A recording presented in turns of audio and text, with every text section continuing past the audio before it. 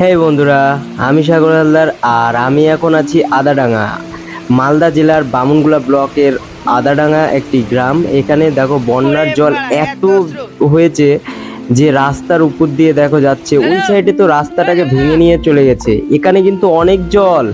আমি দেখো ধীরে ধীরে আগাচ্ছি সামনের দিকে, জানি না কখন বা আমাকে স্রোতে টেনে নিয়ে যায়, এমন একটা পরিস্থিতি।